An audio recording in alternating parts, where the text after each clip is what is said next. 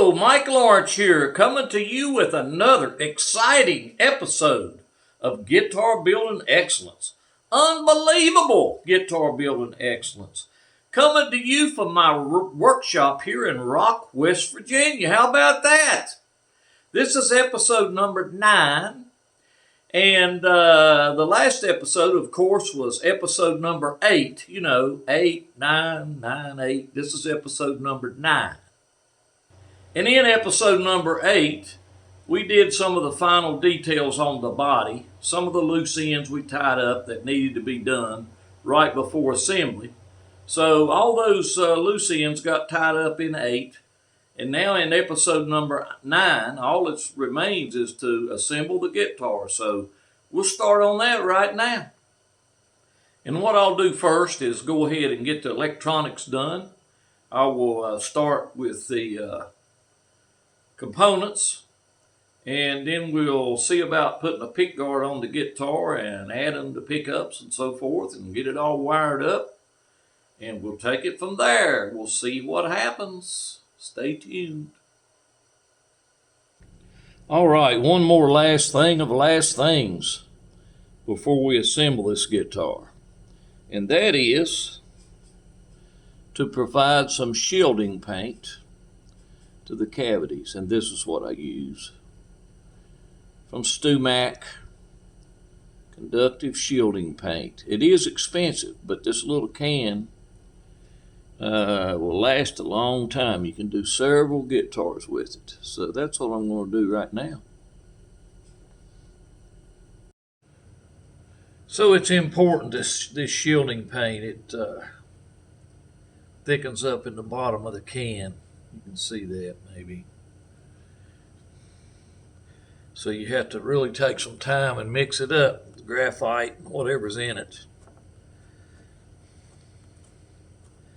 So you have to take your time and stir it up really good until it's an even consistency, and it takes a while to get it all mixed up.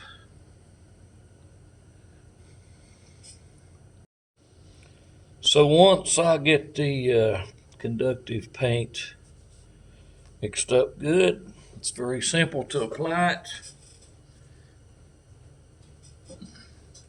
StewMac recommends 3 coats, and it works very well. I know there's people that puts copper foil inside. I never have done that because this works so well. I never saw the need. But I have tried.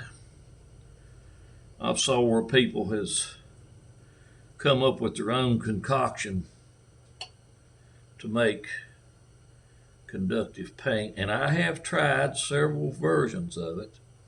Nothing works anywhere near as good as this product from StewMac, so I would highly recommend it.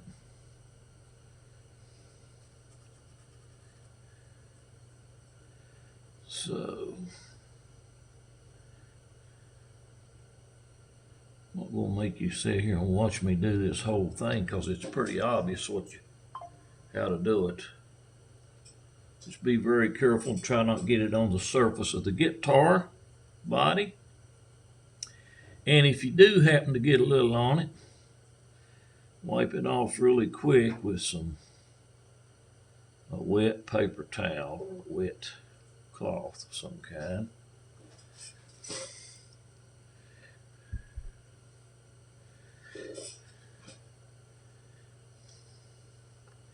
Because it really sticks to anything it gets on.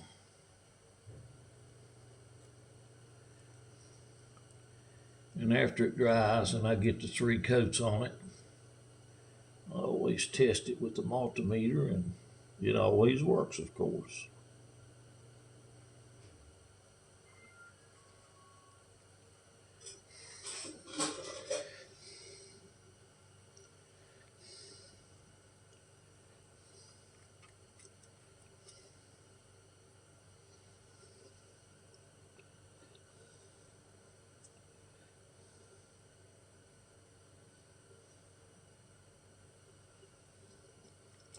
And of course what this does, it shields the electrical components from outside radio waves and electric interference, fluorescent lights, and other things that creates radio waves. And it creates what's called a Faraday cage. So if you want to know what that is, you can look it up.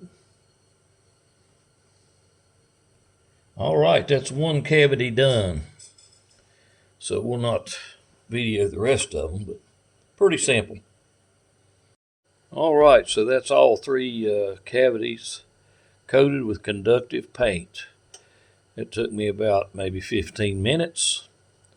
So we'll let that dry and do another coat, and then we'll do the last coat, and then we'll start assembling the guitar.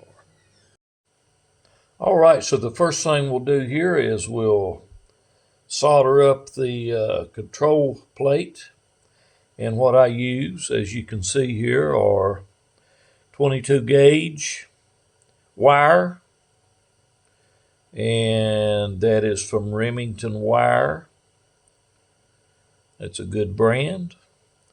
I like to use all the Fender parts that I can use, since this is a Fender style Telecaster.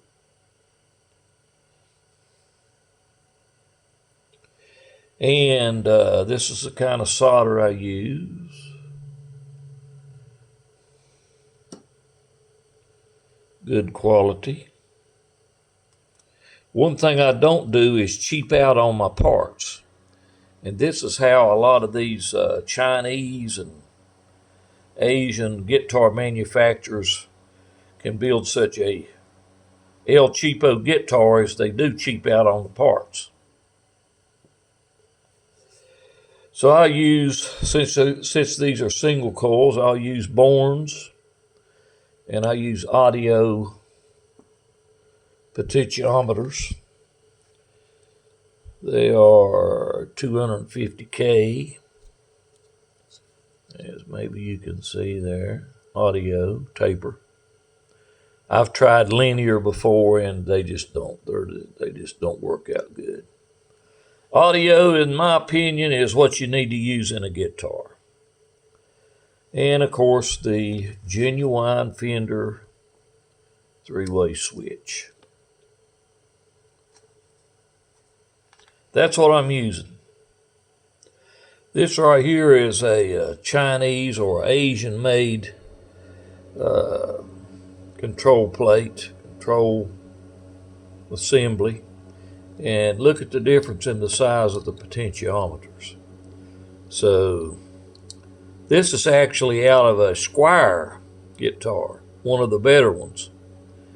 And the three-way switch is better than what you usually find.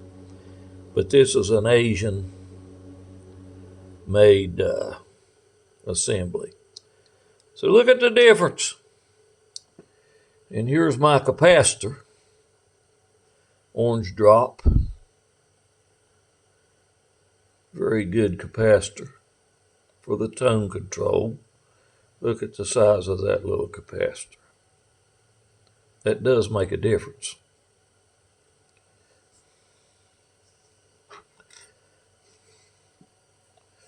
So I'll go ahead and get started assembling this, and I'm going to move right along because I do want to get this video done today, and hopefully get it all finished up and end this segment.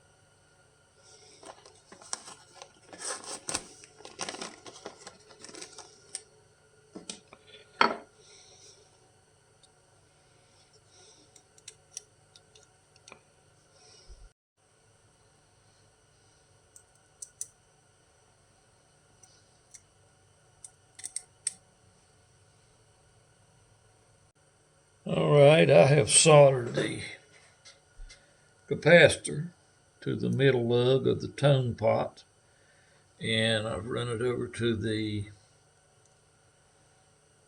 right lug of the volume pot, and we'll solder this to the case to ground that out.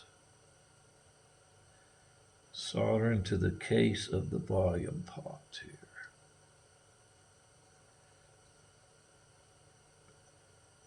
Takes a little while to heat all that metal up. And we'll make a nice shiny puddle here. There we go. The capacitor is wired in now.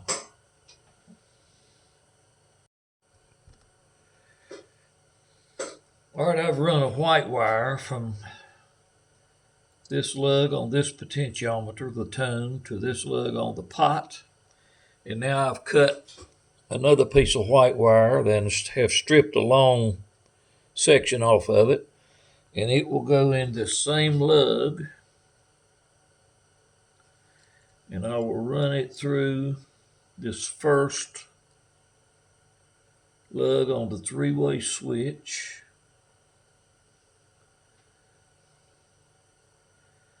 And the reason I left it long like that was so I can also run it through the first lug on the other side of the three-way switch.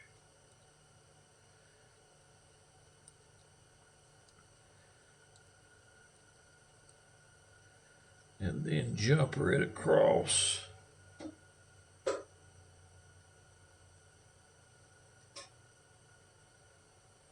to that next lug, just like that.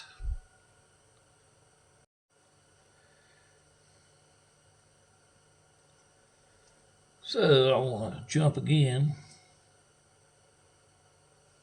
from this side back over to the other side.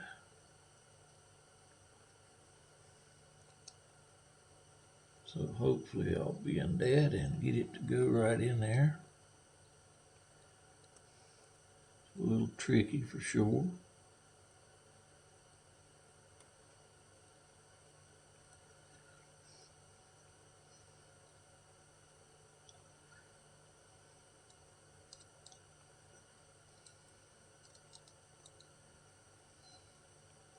So there we go, and I'm going to go ahead and solder that much of it. Then I'll deal with the other end. So we've got all these other connections down here still to solder, so we'll just start down here to end.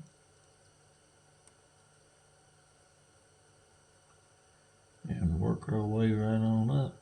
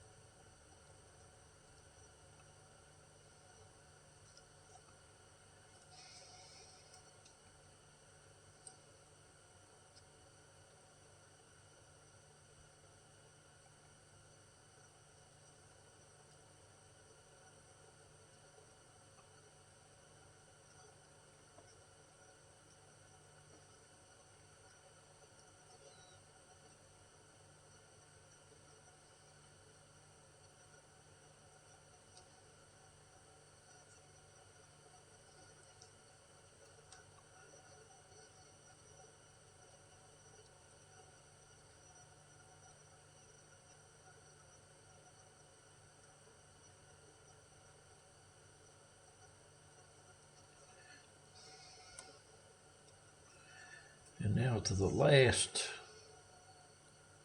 part that's ready for solder.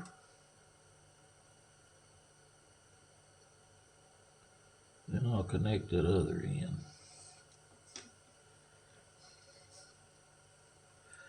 And always give that solder time to cool on its own. Otherwise you'll get what's called a cold solder joint. That's not good.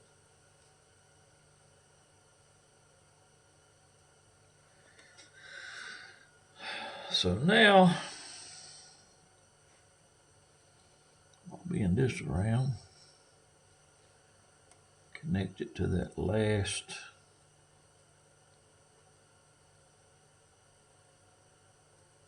leg on this side.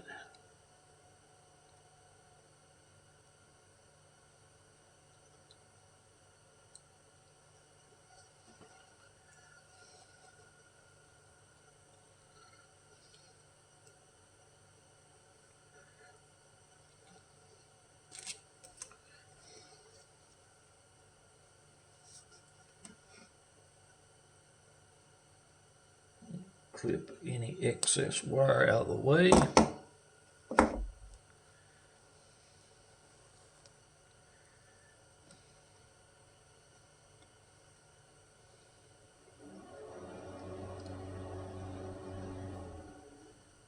Cut off just a little bit more.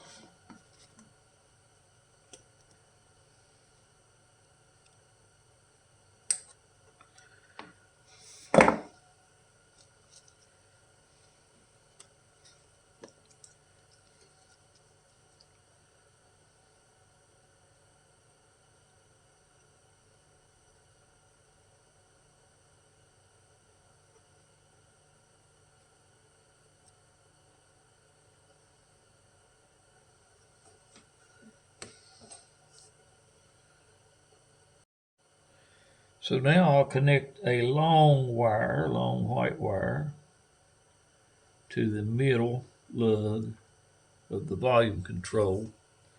And this wire will eventually be connected to the positive leg of the output jack.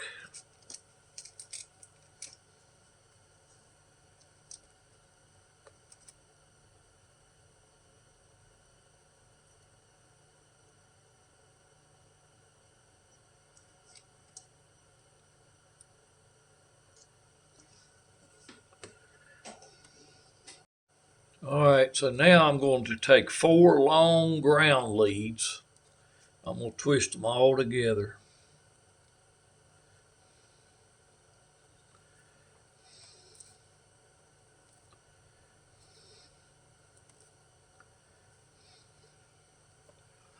Okay, now I'm going to solder. In other words, tin these ends.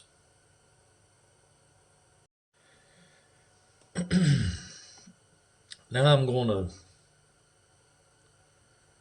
pre-make me a little puddle, a pretty good sized puddle of solder on top of the case of the volume pot.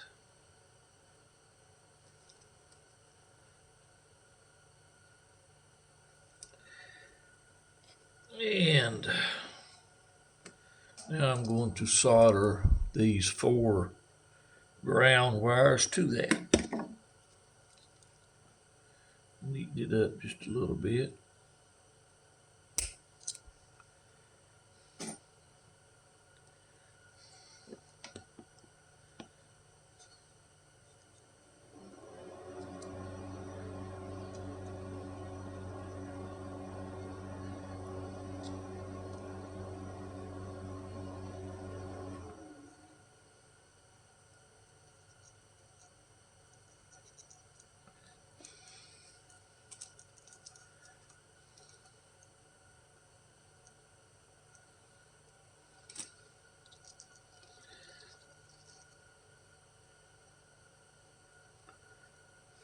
It gets hot.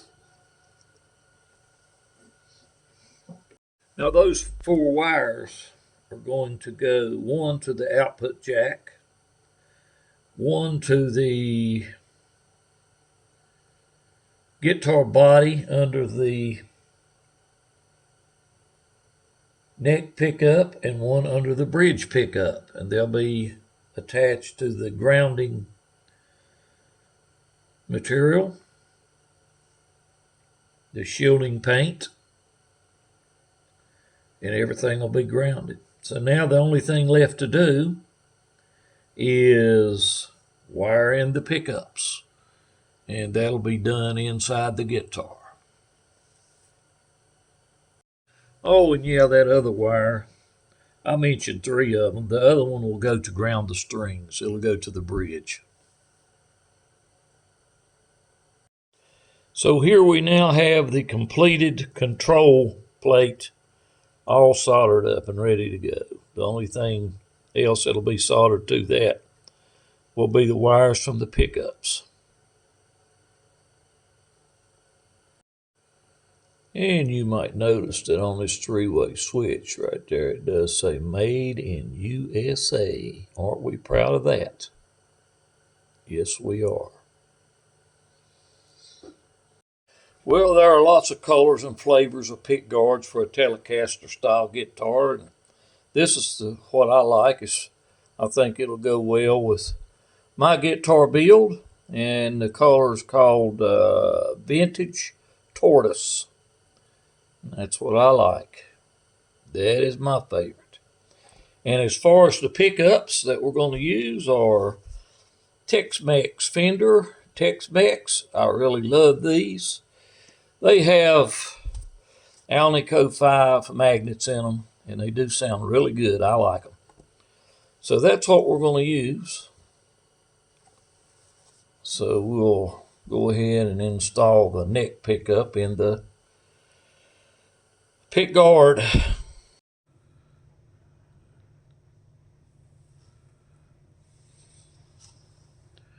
All right, I wanted to read into the video what Fender says about these pickups. It says, overwound for tight, clear bass, crisp highs, and maximum output that easily kicks an amp into overdrive. Tex-Mex Tele pickups are the ideal choice for players who need a pickup that can go from clean to mean and everything in between. Perfect for everything from crisp, clean tones to earthy Texas grit. Tex-Mex pickups are packed with rich, vintage style Fender tone that you've grown to love. And I do love them. I love how they sound. So there you go.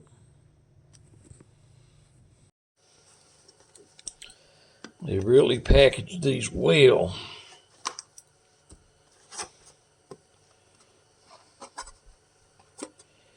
They have them packed in foam.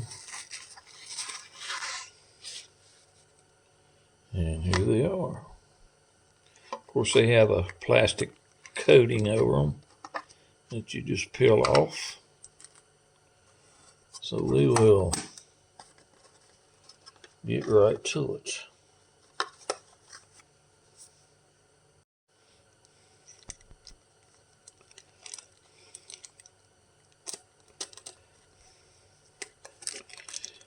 So here's the bridge pickup, and here's the neck pickup, and all the necessary screws and cushions. So very simply, and this does have a plastic shield over top of it too to protect it from scratches and so forth. Of course, it's going to get scratched up as soon as you start using it. So we drop our screws in. And then we put our little spring replacements over the screws, and then we just align those holes.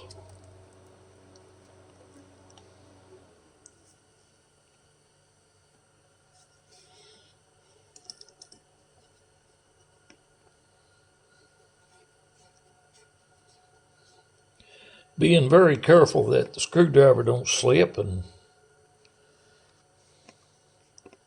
make a big gouge into the pick guard, because they do cost some money. And by the way, you'll notice that's 3-ply. So it's a very nice one and sturdy.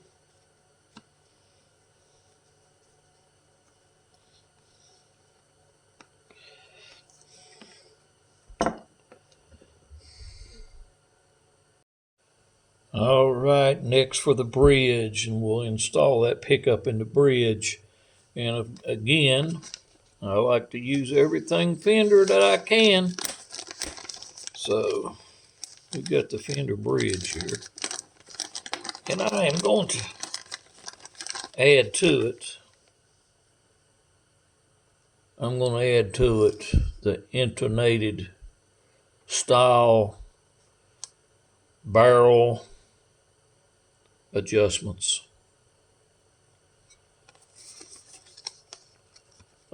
saddles, I guess you call them.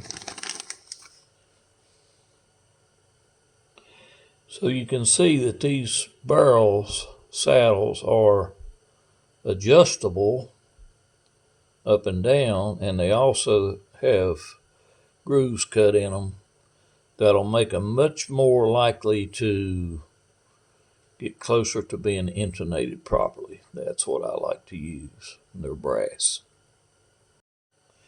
So I'll get these installed here.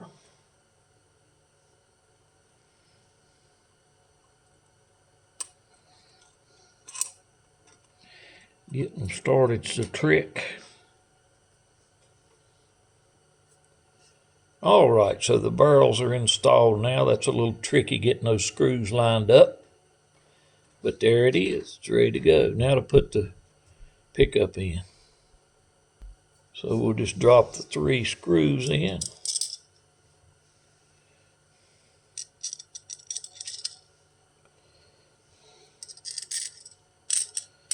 And I'll add the little rubber spring replacements.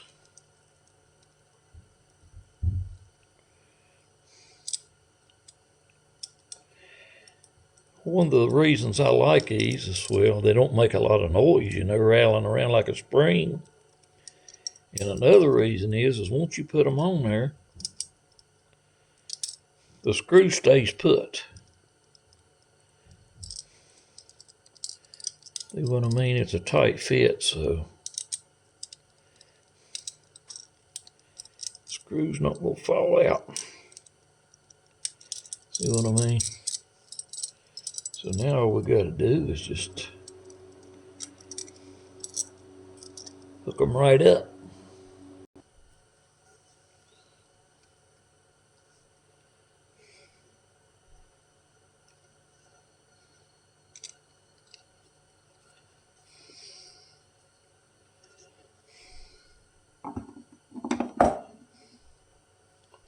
I had the wrong size screwdriver. This will work better now.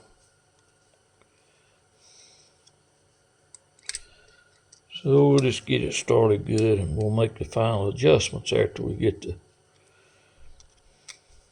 neck on and the strings on and all that. One thing you do have to be a little bit aware of and careful with is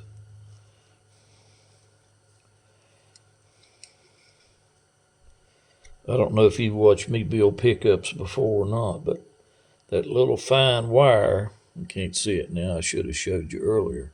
That little fine wire, that hair thin wire is right there. If you was to accidentally nick that, it would be real easy to break it. Now, we don't want that, so just got to kind of be careful. Not likely to happen, but it could happen.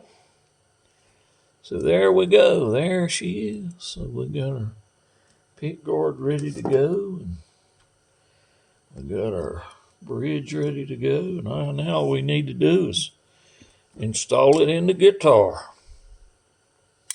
So that's going to be next. All right, I'm going to try to attempt to demonstrate how I ground the component cavities. And I start out with this piece of copper. It's fairly heavy sheet copper. And I will just take, you can see I've got 3 little Phillips head screws here, very small. So I will take a pair of scissors and cut off a very thin section. Now I've got 3 cavities to ground. Remember, they are shielded, so now I will divide this up into real small sections. 1, 2, 3.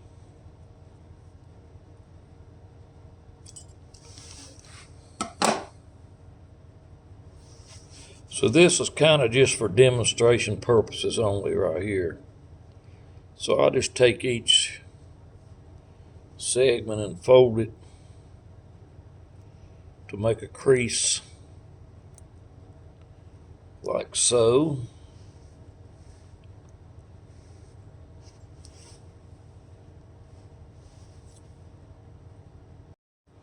So now I'll take my little piece of copper,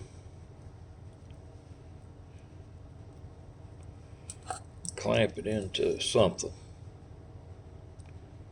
And in this case, a pair of needle nose vice grips. And I might need to tilt that up a little bit.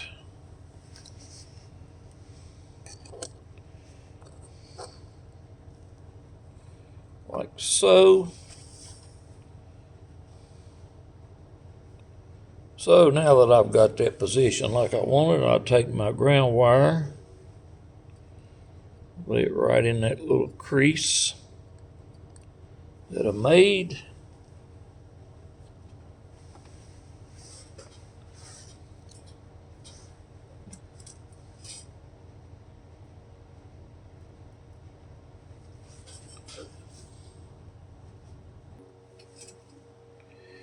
And then I just simply take my soldering iron and heat that up a little bit. Solder the wire to the copper.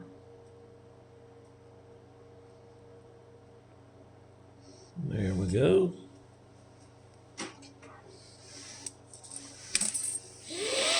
And once it cools a little,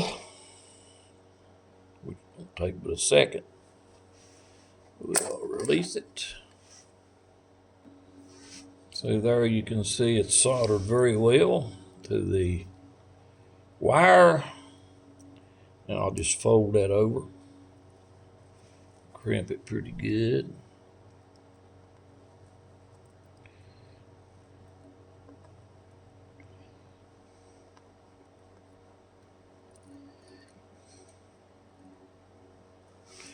Then I'll take my handy dandy little ice pick that I've used in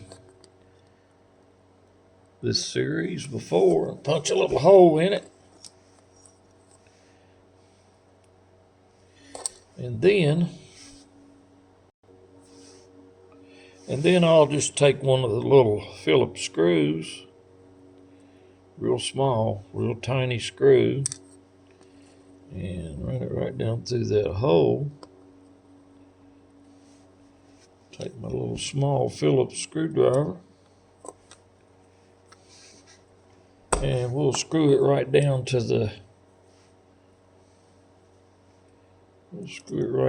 that shielded surface.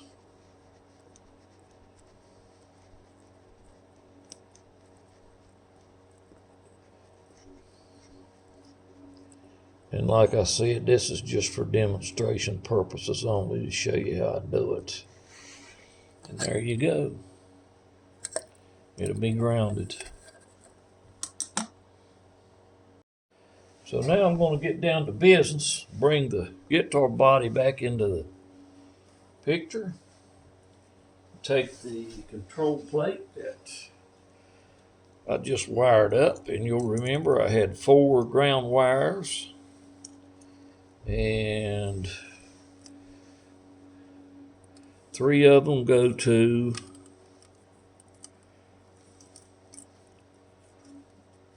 the one will go to the component control plate cavity, one will go to the bridge pickup, and one will go to the neck pickup.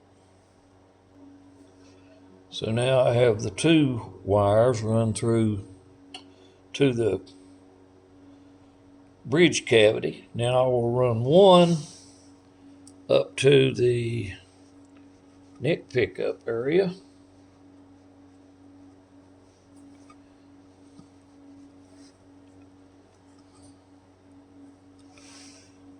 And here is where I will solder the ground ends on these ground wires. And I'm going to do that off camera because I've already demonstrated how I do it.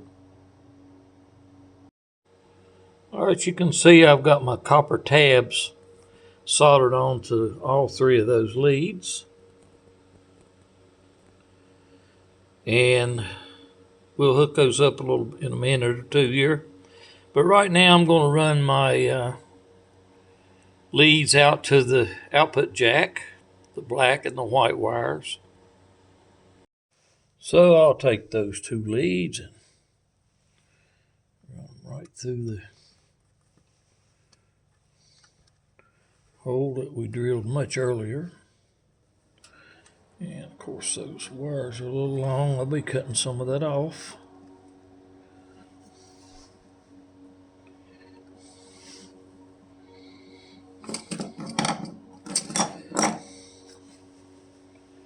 Always like to have a little extra on there.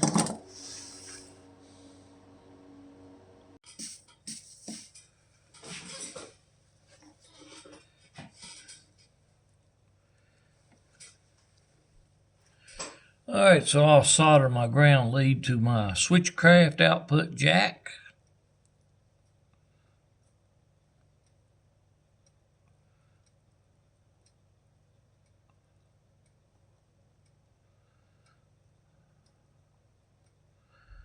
I want to make sure I get a good solder joint here, as with every joint. And now for the positive side.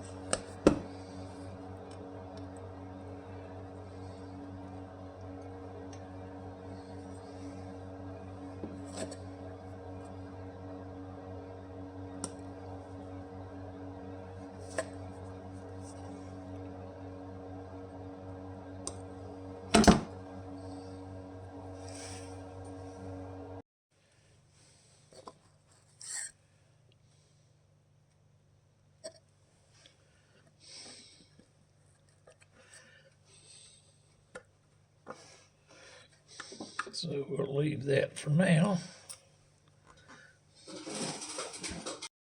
So now it's time to install the pick guard. So I will do that.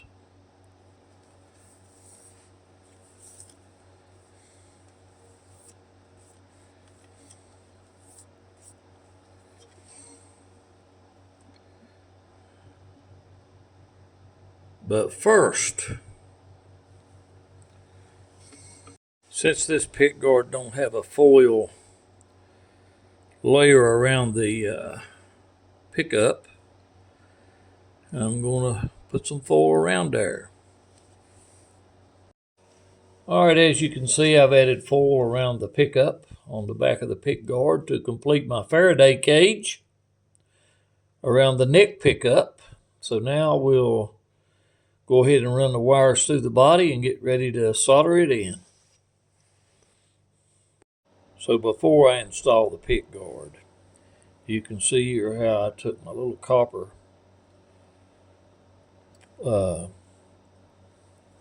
foil, I guess you could call it foil, copper sheeting, and I've got it crimped over the top edge. It will make contact with that foil and add to the completion of the Faraday cage. So now I'll need to put a screw in it, and the screw will go right through there as follows. And it will ground the shielding paint inside that cavity, as well as the foil on the back of the pick guard. I will use a long 1/16 inch drill bit and just start a little hole.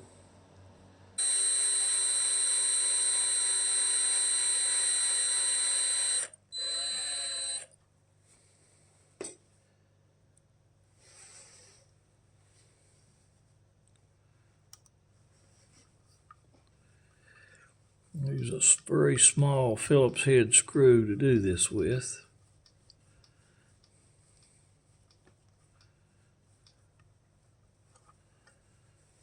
So that one's done. All right, I'll do the bridge pickup cavity the same way, and I will also allow this to lap over, and it will go underneath the bridge plate and ground it at the same time. So we'll do it the exact same way.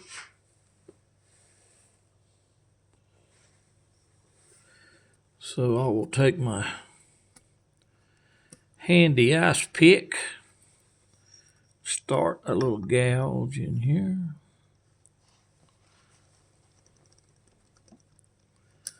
And then I will take my drill, 1/16, go right in there and then take my little black screw.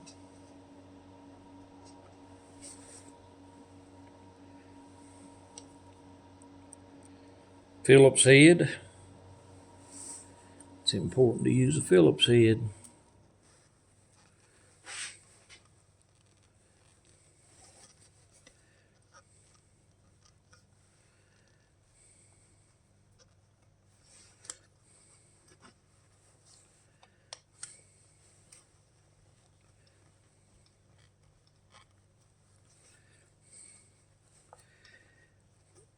And I have looked at some Fender guitars, how they ground that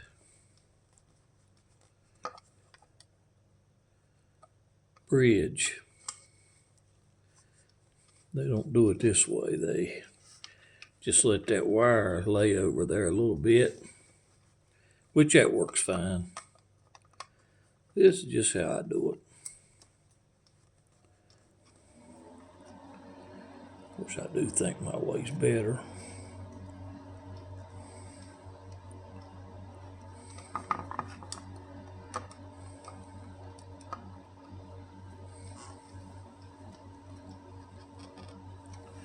All right. That is that. Okay, if I did a good job, did it correctly and efficiently, I should have conductivity between all of these ground points. So here we go on the neck pickup cavity to the bridge cavity. We have conductivity. From the neck pickup cavity to the control cavity, conductivity. From the neck pickup to the bridge pickup cavity, conductivity. From all those places to the control plate, which is right here, and we have conductivity there.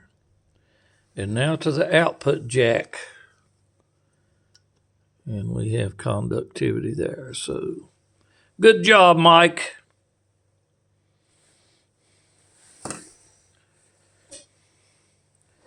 Now we'll go on to running the wires for the pick guard. We'll run the wires from the pick guard through, hopefully, back to the control cavity. All right, so here we go with the wires.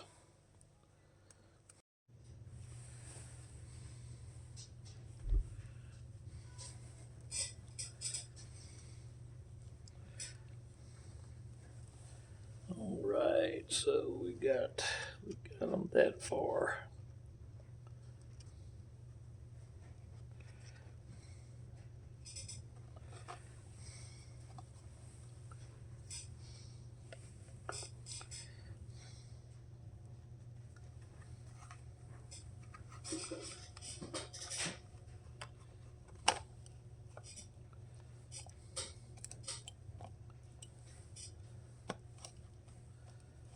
Okay. Now we'll go a little further with them.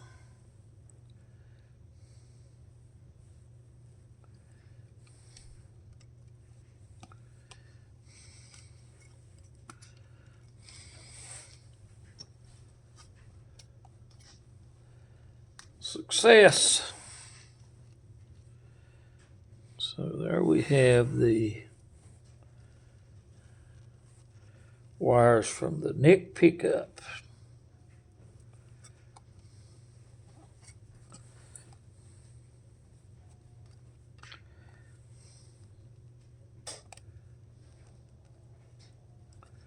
Give myself just a little bit more wire. That'll be plenty now. Now for the bridge.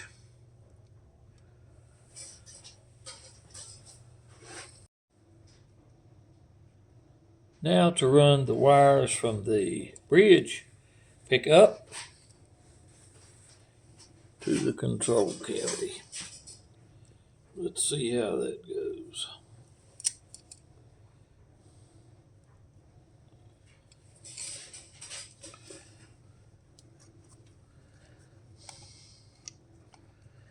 All right.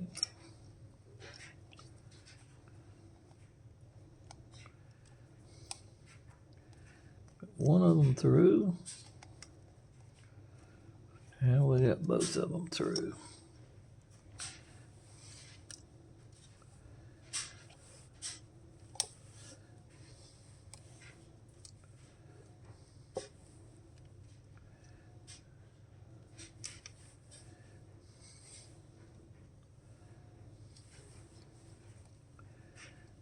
That white one.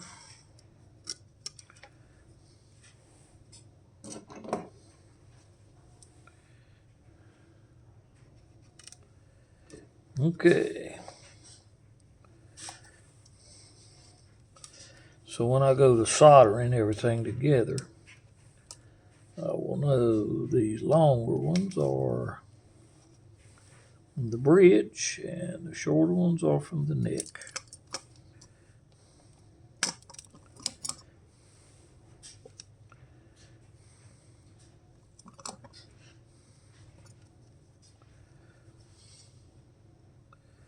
So, starting to take shape. Now it's just a simple matter of wiring up the pickups to the control plate, to the three-way switch. The wiring will be complete. Okay, to start with, I will solder both ground wires together. The two ground wires, one from the neck and one from the bridge pickups. I will join those together here.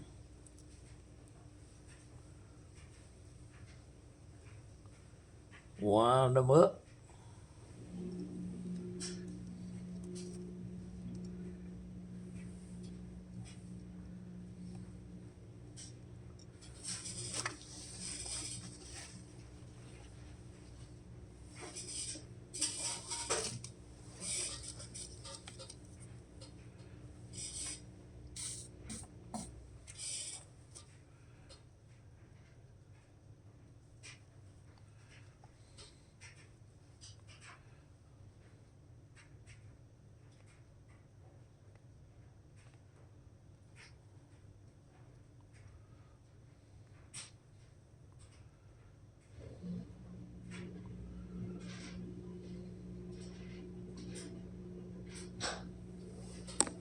Okay, they're soldered together now.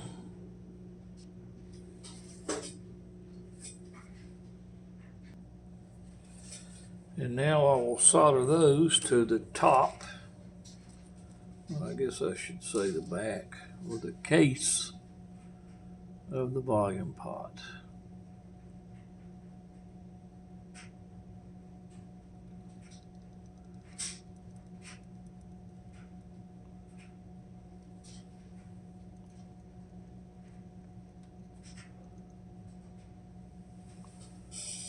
That is done.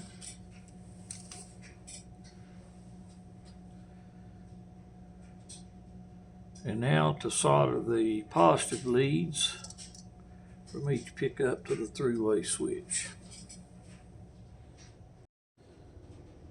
So all the wiring is done now, hopefully. And we'll do a test. Make sure everything is working right. Be ready to install the control plate.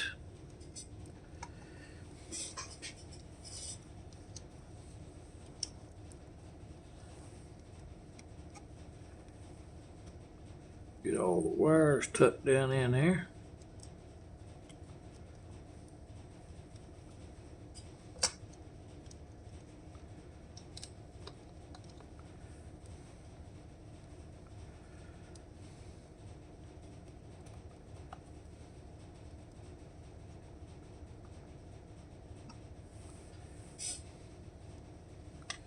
And we'll turn her around and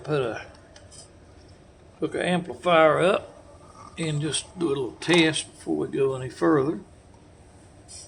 Before we start screwing everything down permanently.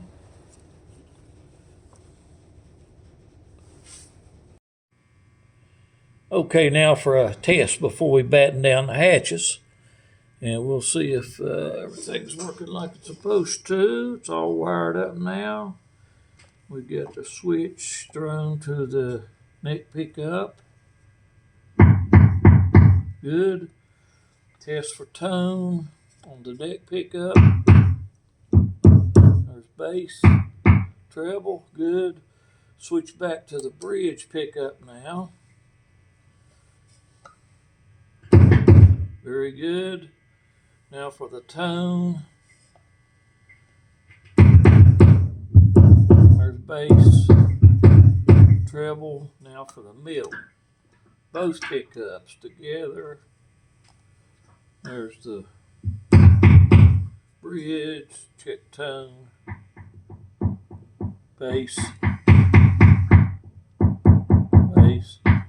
treble. Now we'll do the neck in the center position,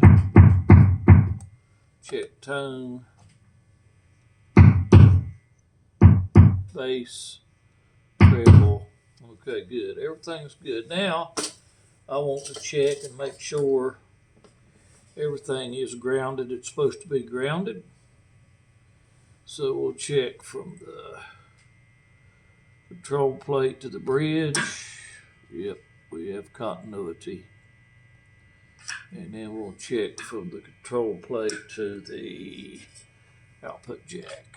And we have continuity. Well, that's all you can ask for. Now I'm ready to start inserting all the screws and get everything in place. And I have put the neck in there. And that helps me line everything up how it's supposed to go. We want everything to look right. Get everything the way it's supposed to be. And kind of eyeball everything and make sure it all looks the way it's supposed to look. So that's what I'm going to do now. So in the beginning, if you'll remember, I lined everything up with the center line and pre-set where the bridge is supposed to go. So that's the one thing that can't be changed and can't be moved from where it was originally set. So I'm going to put the bridge in place first. And of course, you can see this old candle. It's been well used. I put a little wax on the threads. Don't take much. So we got 4 screws to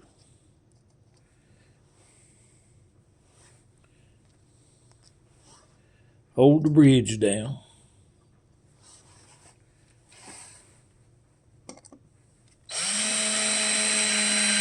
I don't go all the way because I do not want to strip out my screw holes. I get them down close and finish them up by hand.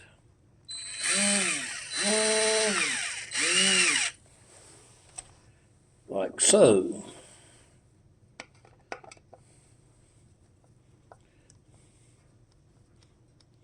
Get them good and snug, but not over tight.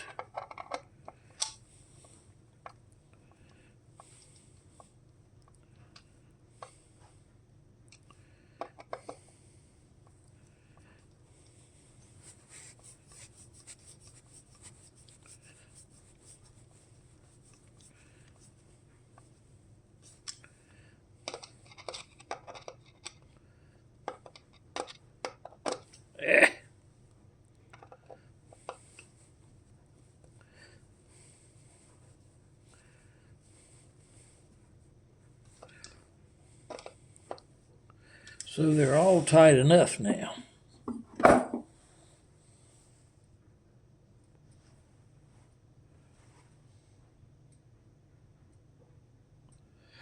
right, it's important to me that this gap right here, across here, you see some guitars where they will bolt that down and it'll be off, such as that. I like that gap right there to be even all the way across. And the best way to get it even is to eyeball it and make sure it looks right.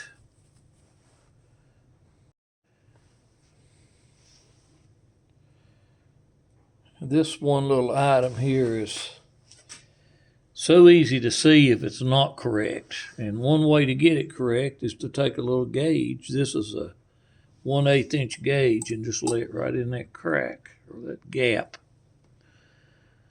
and check it that way. And that looks pretty even.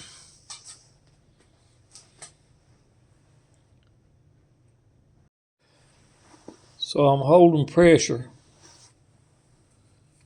on that pick guard and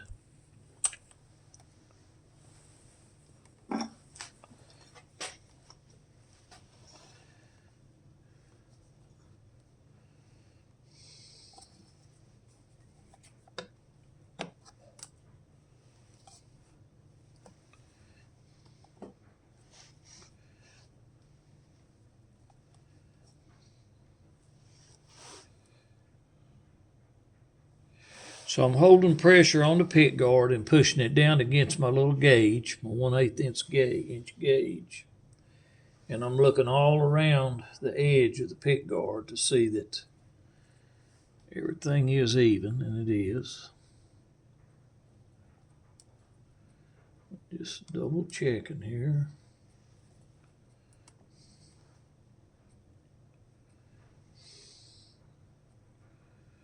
And she's looking pretty good. So I'm going to take my trusty old ice pick and dead center this one hole right here.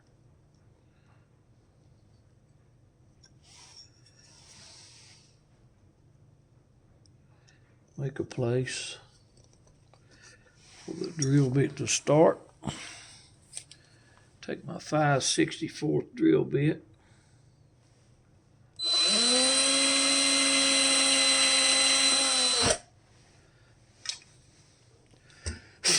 Get one screw in it with wax.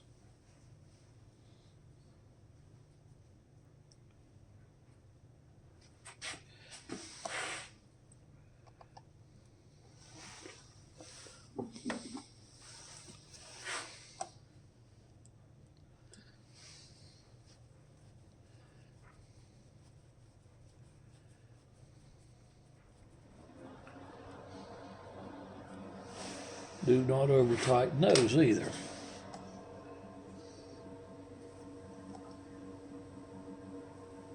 Okay, I'm still looking around, checking. Everything looks pretty good. My gap's still right. So now I'm going to go to the other side and do the same thing. Eyeball them dead center. And then drill a hole.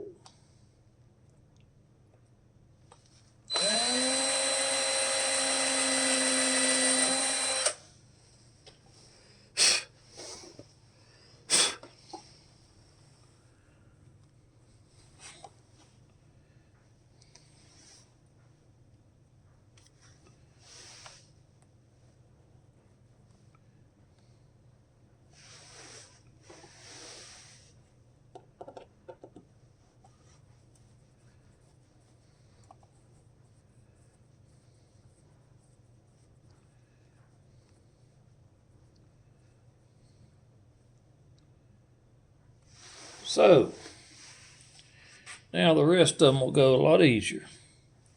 I know I've got my right gap right here. Everything's lined up, neck's in. I'll put the rest of the screws in now. All 8 of the pickguard screws are now installed, and you see that looks a little dull.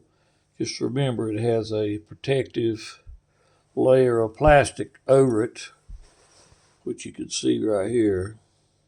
It's starting to peel up a little. Once I pull that off, it'll look really nice. And I will leave that on there until I'm done with it. How about that? Smart, right? So now it's time to install the screws in the control plate.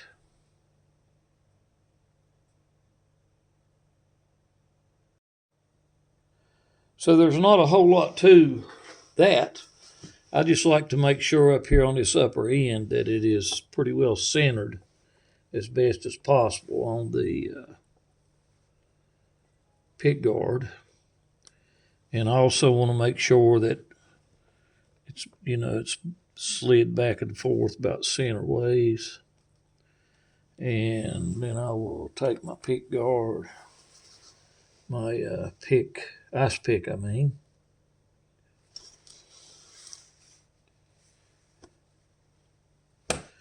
So I'll line it up like I want it, take my ice pick, eyeball the center of that, where I want that screw hole to be on each end. And you can really tell if you're in the center or not, just by eyeballing it. And then I'll do the same as I did on the other. On the pick guard, drill me a couple holes.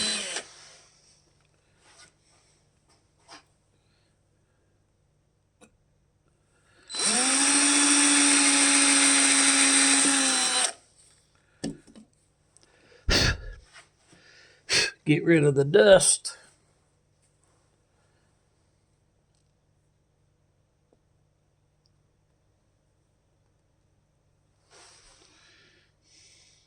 A little wax.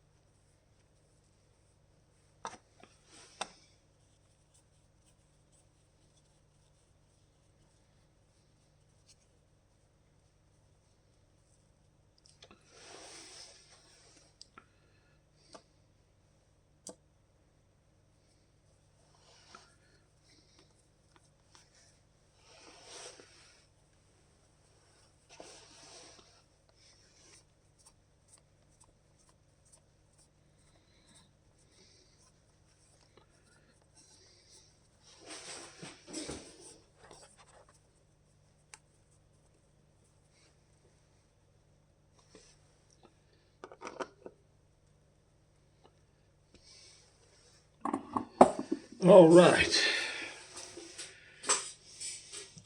Everything is fixed on the face of the guitar body now. So next, I will flip it over and install the string ferrules on the back side.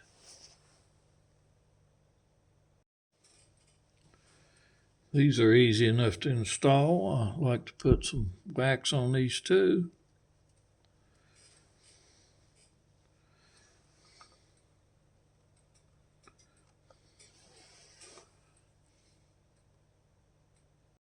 They make these fancy tools. Cost a lot of money to install these, but look here.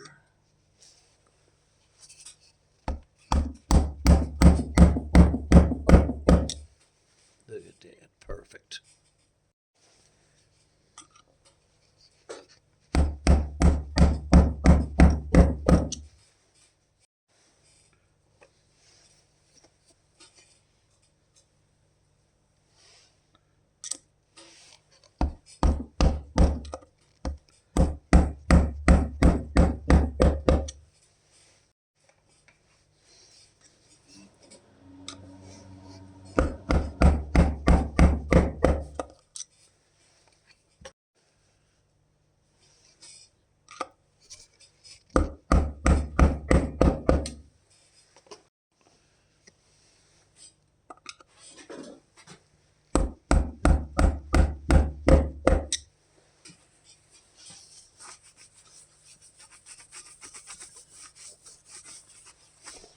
And there they are, all 6 of them. Now for the electro socket screws. And I'll do that about the same way I did the others. I'll take my ice pick and make a little mark, put a drill in there, and then I'll install my screws. Pretty simple. One screw in already.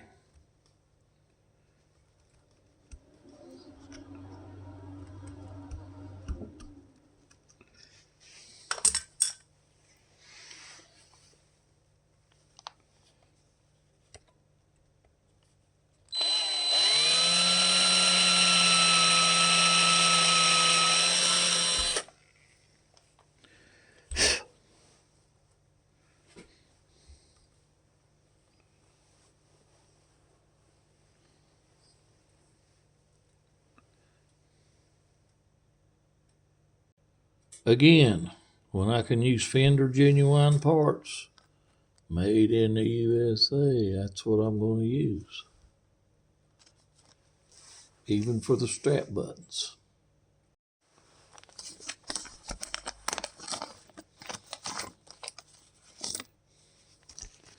And of course, I always put felt underneath them, and the felt don't come with the strap buttons, so I will go get a couple of felt washers. So here are my very thick, heavy felt washers. And I know where they go on the guitar body, but I will find the center point of the body, drill a couple of holes, and we'll have the strap buttons installed.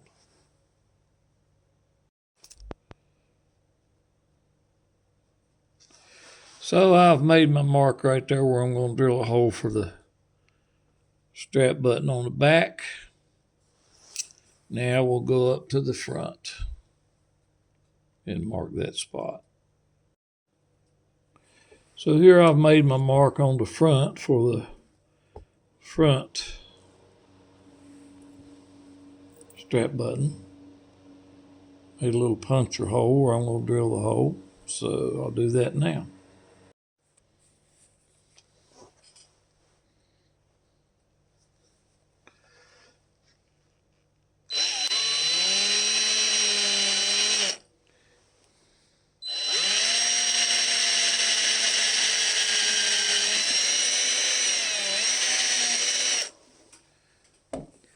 And I'll go ahead and Install that strap button right now.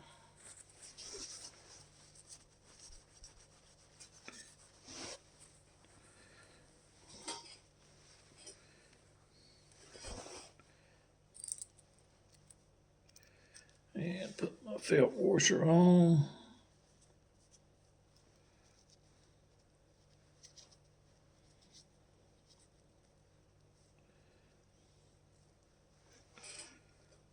Put some candle wax on it.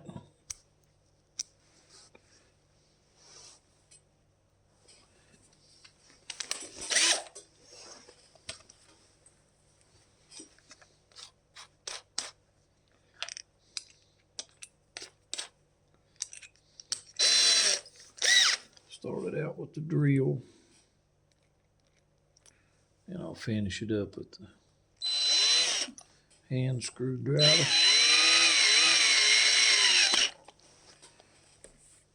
Okay.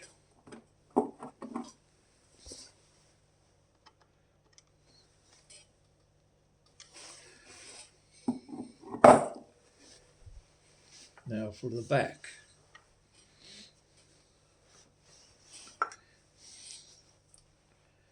There's my mark.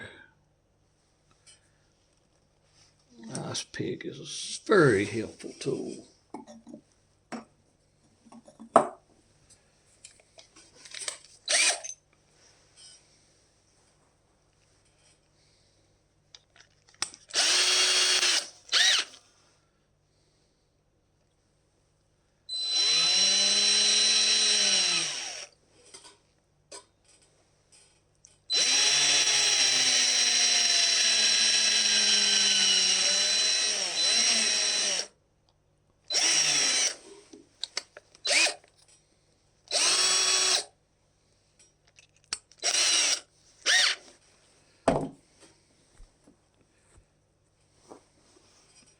Same as before.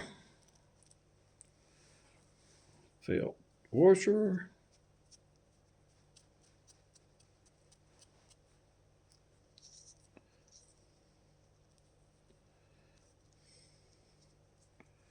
Little candle wax on the threads. Make it easy to install and, if ever necessary, to remove.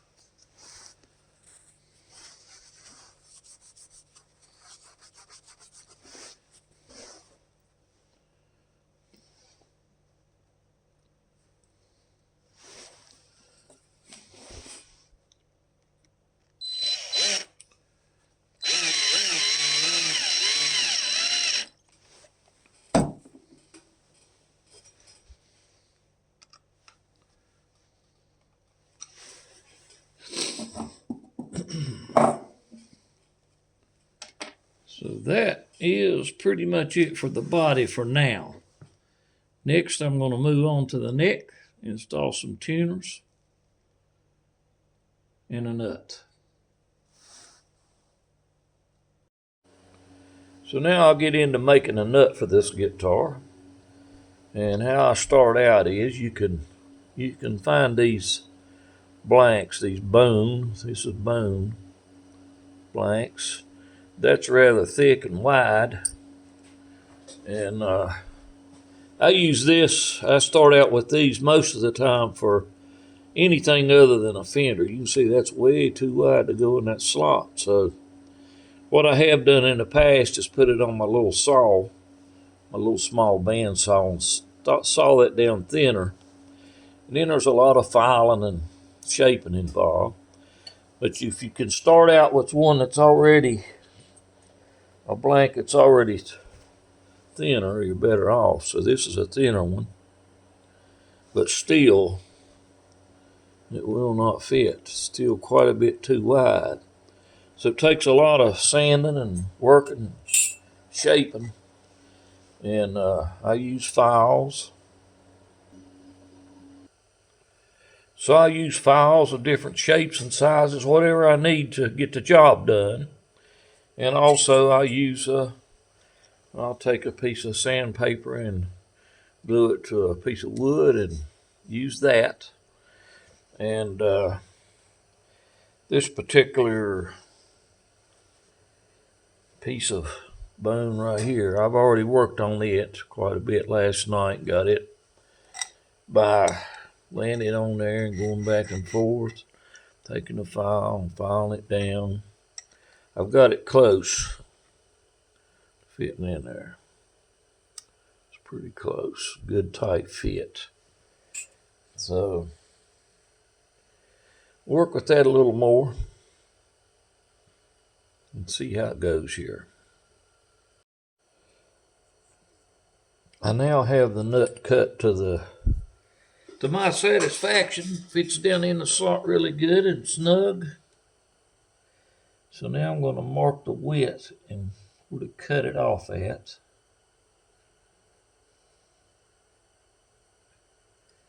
And also, to get the right radius to match the fretboard,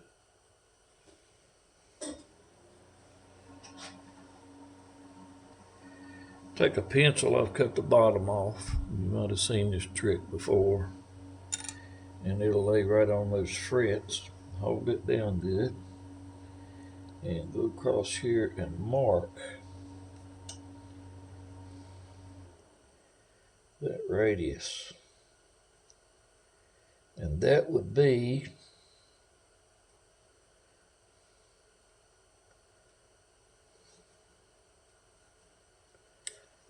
to the level if the strings were laying flat on across the frets. So that gives me a guide as to how far to cut the top down. So I'll file that down, get it close. I'm not going to go to the line, but close to it. So I'll do that now.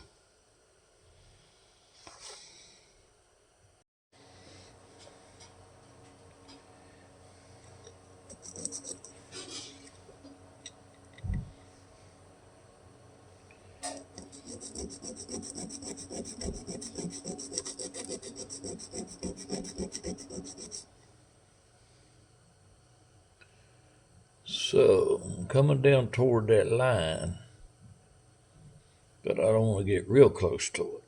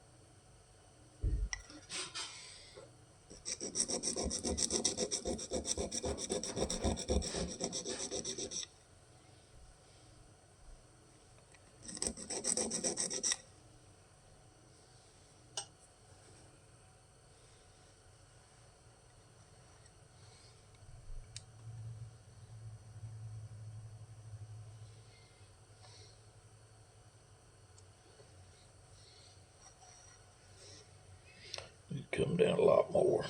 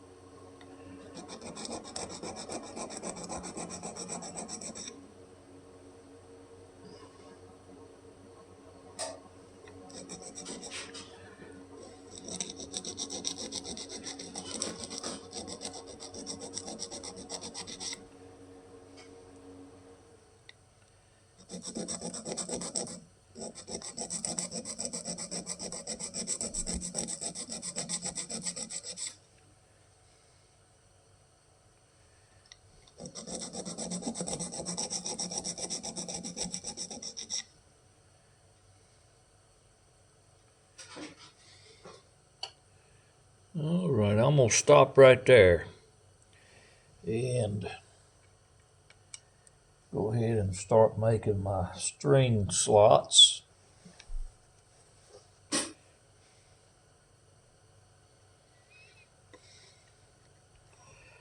We'll start making my string slots now.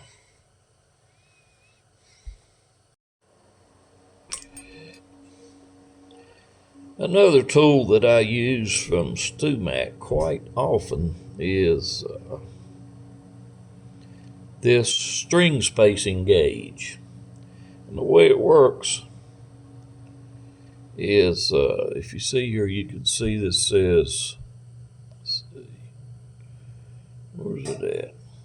You can see I've used it a lot for various different guitars I've built, bass and treble. So you point, okay, this is my nut blank. So this is going to be the bass side. This will be the bass side here. This will be the treble side. So I have determined, and you can slide this around until where you want your outside. These two little marks right here, I've already looked it over and decided that's where I want my outside string slots.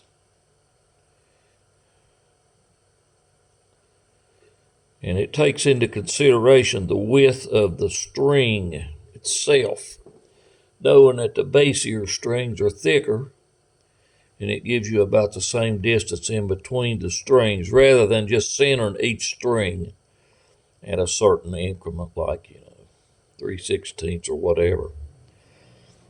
So I will have about 1/8 of an inch or a little more space on each side of the two outside strings.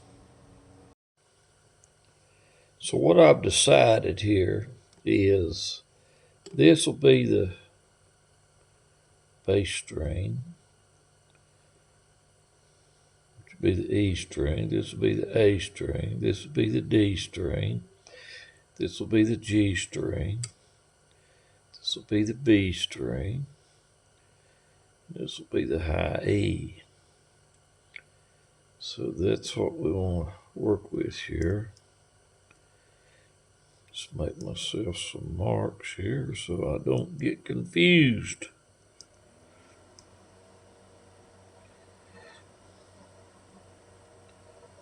And then what I want to do is make sure I've got the same spacing on the outside on both sides. And then I'll take my little number 1 micron pen.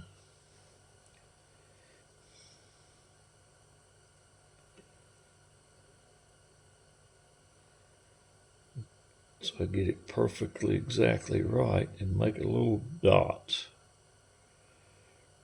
right there where that string goes, where that string goes, that string goes, that one and that one.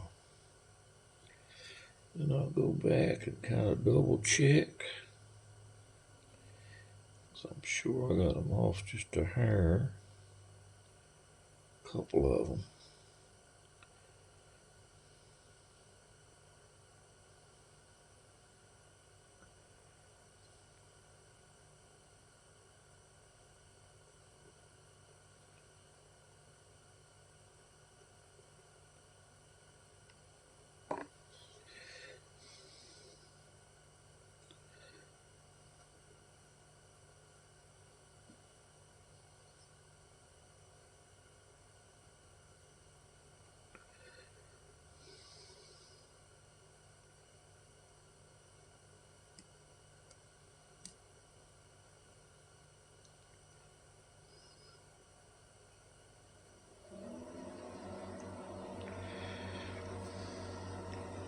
All right, so now that's pretty good.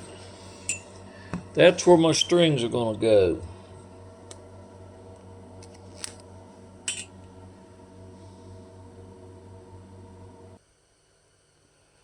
So some more tools I have here from StewMac are these little string slot files. And you can see I've got them numbered where I can see them real good. For the first string, second, third, fourth, fifth, and sixth strings. So that's what I'll file my slots with. So right square on my mark with my number 6 file.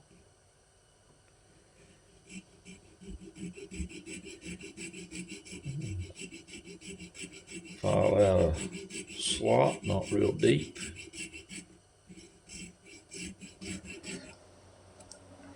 Then I'll move over to number 5.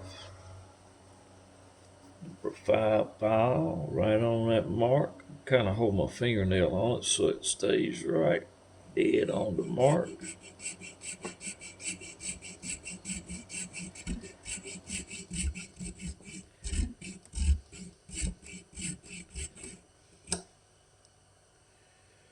And then we'll go to 4.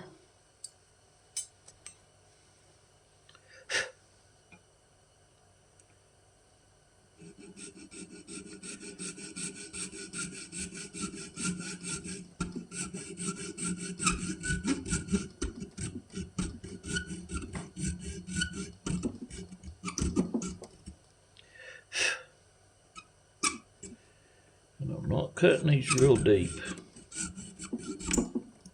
Just number 3.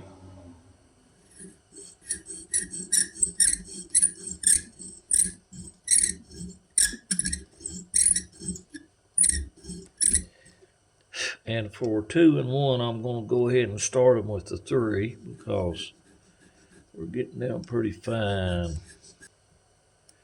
Right now what I'm interested in is just getting a slot for the string to lay in, and then I will get them all adjusted to the right height when I get the strings on and everything set up. So now I've got a slot. There'll be a whole lot more work done on this nut before I'm done. All right, I've got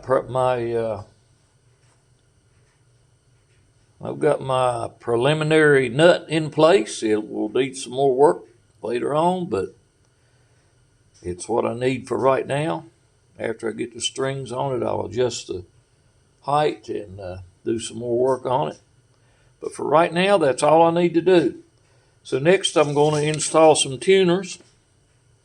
You can see more Fender parts. So I'm going to install the tuners now.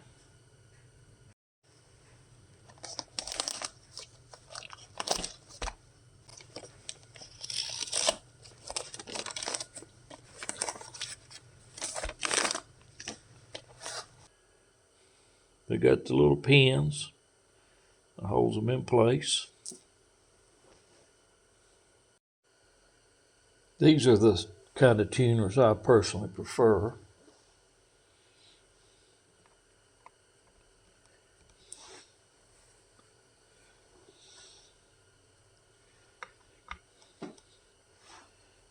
Self-aligning.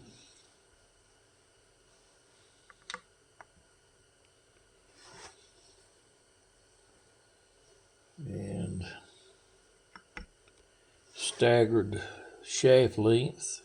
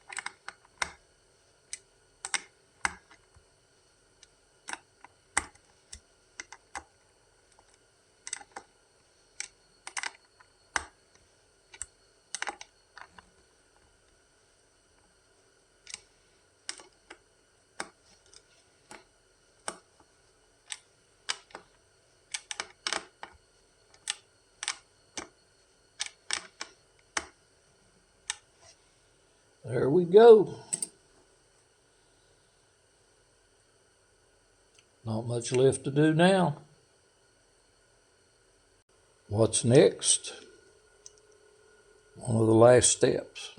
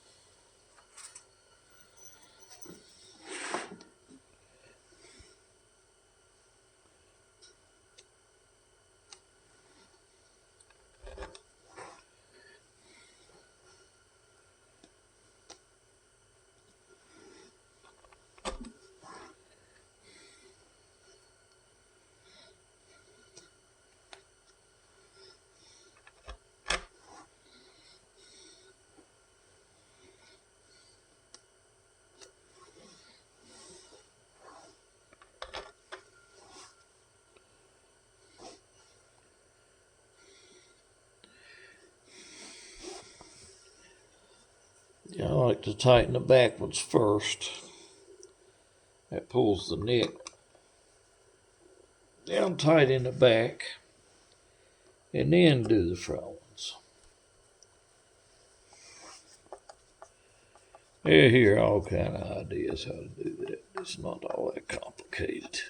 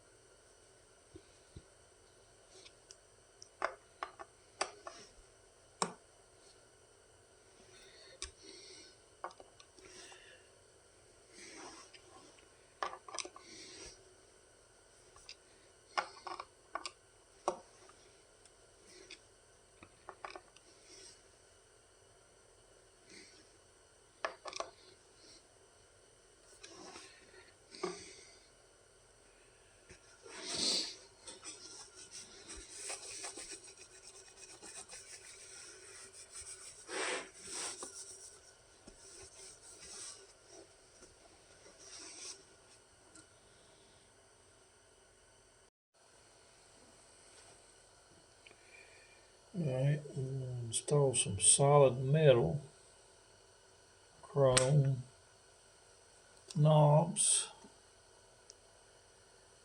with a Allen wrench, set screw.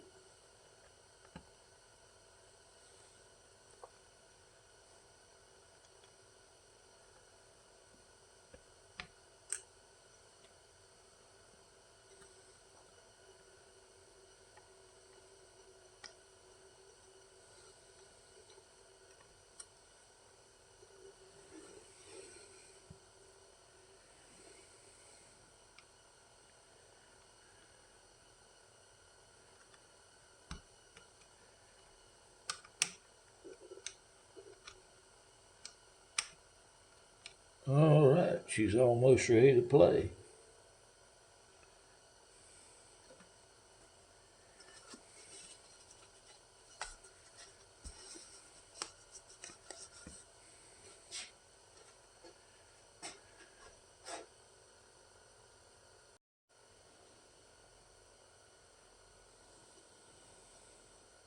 I'm going to install a set of Fender bullet strings. Classic core, vintage nickel, bullet end, 10 gauge, 10 to 46. So that's what I'm going to be putting on it. I use 10s, that's what I like. A lot of people like 9s, but I like 10s.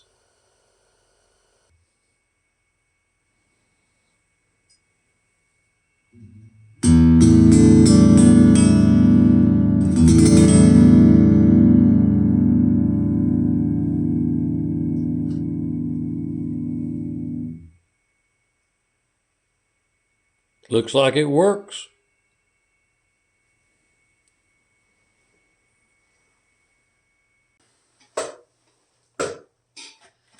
Well, that's going to do it for this last and final episode of How I Build a Telecaster Style Guitar. I hope you enjoyed watching it. The Telecaster Style Guitar has been completed. I will be coming back in a few days. I'm going to leave it under string tension for 2 or 3 days and allow it to settle. Then I'll do a good setup on it, and I plan to come back and do a separate video with a demonstration, but it won't be a part of this series. So this will finish this series on how I build a Telecaster style guitar. I thank you very much for watching, and if you watched all the way through, you're a tough one, I'll say that. And if you did, you must be interested in building guitars or like to watch videos on how to build guitars, and hopefully you will subscribe if you hadn't already, and I would really appreciate it if you would. And click like if you liked it. So thank you very much for watching. I'll say goodbye for now. Hope to see you in a few days with on this another upcoming episode with a demonstration. But like I said, it won't be a part of this series. So goodbye. Take good care. Stay safe. See you next time. Goodbye.